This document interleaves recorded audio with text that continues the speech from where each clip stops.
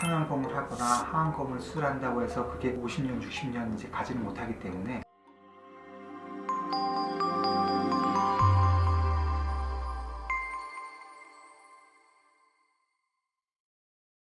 안녕하세요. 만성형외과 성형외과 전문의 원장 이성욱입니다. 오늘은 상안검에 대해서 여러분들이 궁금해하시는 것들에 대해서 질문을 받고 설명해 드리는 시간을 가져보도록 하겠습니다.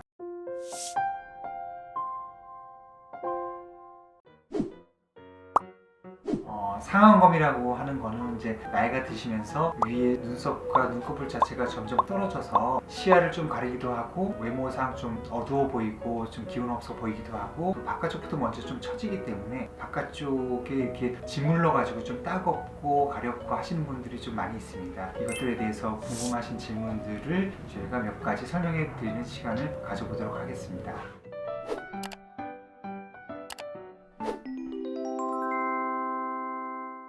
보통은 이제 쌍꺼풀 수술이랑 상안검 수술은 좀 약간 다른데요. 쌍꺼풀 수술도 피부를 절개하고 상안검 수술도 피부를 좀 절개하지만은 상안검 같은 경우는 피부가 노화 때문에 좀 처지는 양이 좀 많기 때문에 쌍꺼풀과 다르게 방법도 좀 다르고 게다가 이제 쌍꺼풀은 매끈하게 쌍꺼풀 라인만 피부를 절제하게 되는데 상안검 같은 경우는 주로 외측 부분, 바깥쪽 부분이 많이 처지시기 때문에 바깥쪽 부분까지 절개를 해서 눈썹 아래쪽 부분, 바깥쪽 부분을 좀 더 올리기 위해서 하는 수술이 상안검 수술이죠.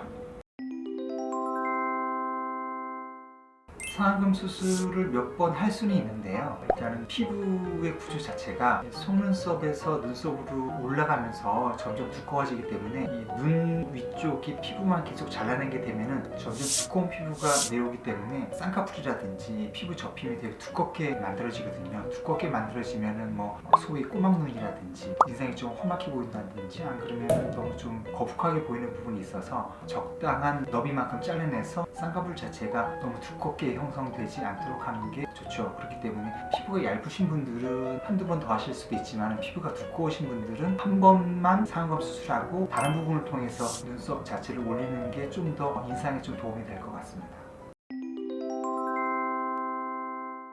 우리가 어떤 부분을 뭐 리프팅을 한다고 하거나 뭐 칠 건다고 하거나 또는 이마 거상을 한다고 하거나 해도 그때부터 이제 노화가 다시 시작되는 거거든요. 어떤 부분을 수술한다고 해서 상안검을 하거나 하안검을 수술한다고 해서 그게 50년, 60년 이제 가지는 못하기 때문에 그때부터 다시 조금씩 노화가 시작된다고 보시면 됩니다. 흉터는 그 절개 쌍꺼풀 정도라고 보시면 되고요. 눈 떴을 때는 잘 모르시고 눈 감았을 때 살짝 보일 듯 말 듯한 정도가 될 것 같아요. 지속은 얼마나 되냐, 얼마나 지속이냐? 지속이라고 하면은 처진 정도에 따라 좀 다르고요. 게다가 눈썹과 속눈썹까지 거리 자체가 좀 짧은 분들은 좀 더 빨리 좀 처지시는 분이고 또 게다가 이제 우리가 보상작용으로 이마를 좀 점점 들어서 눈 처지는 걸 좀 보완하시는 분들이 있는데 이마를 좀 많이 올릴수록 좀 더 많이 유지가 된다고 볼 수가 있겠죠. 보통 붓기 같은 경우는 큰 붓기는 한 2주, 잔붓기는 한 달 이상 가는 경우도 있고요. 멍드는 것들이 문제인데 보통은 약간 노르스름하게 일주일에 멍이 드는 경우가 좀 많고요. 간혹 가다가 좀 시커먼 멍 같은 게 드는 분들도 계세요. 그런 분들 같은 경우는 한 2주 정도는 멍이 좀 지속되는 편이죠. 세안과 일상생활 같은 경우는 기능상의 문제가 없기 때문에 눈 뜨고 뭐 다니시는 건 다 괜찮지만 이제 상대방이 볼 때 좀 부어 있거나 그러면 자기 자신이 좀 움츠러들거나 그럴 수 있잖아요. 그래서 밖에 다니시는 거는 한 2주 정도면은 뭐 특별히 생활하는데 별로 크게 문제는 없으실 것 같고요. 그다음에 세안 같은 경우는 실밥 풀고 나서 바로 하시면 되는데 상처가 붓는 데까지는 시간이 걸리기 때문에 너무 세게 문지르시다든가 그런 건 좀 피해 주시고요. 물 닿는 거는 별 문제는 없습니다.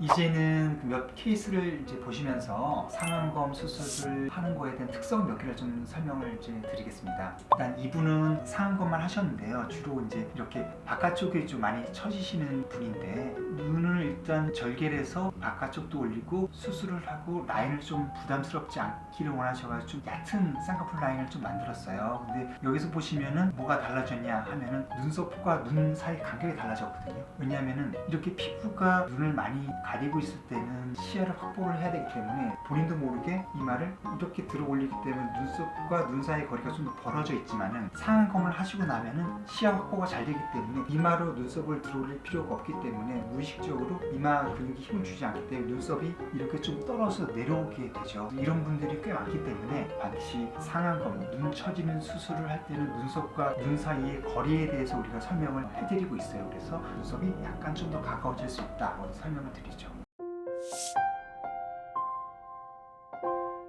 네, 지금까지 여러 가지 질문들에 대해서 답변을 해드리고 케이스를 우리가 확인하면서 설명을 드렸는데요. 상안검 자체가 좀 하안검에 비해서 여러 가지 좀 복합적인 요소가 결합되어 있기 때문에 좀 더 전문적이고 더 구체적인 설명을 드려야 될 때가 있기 때문에 혹시 더 궁금한 사항이 있으시면 댓글로 남겨주시면 저희가 성심껏 답변을 드리도록 하겠습니다. 지금까지 시청해주셔서 감사합니다.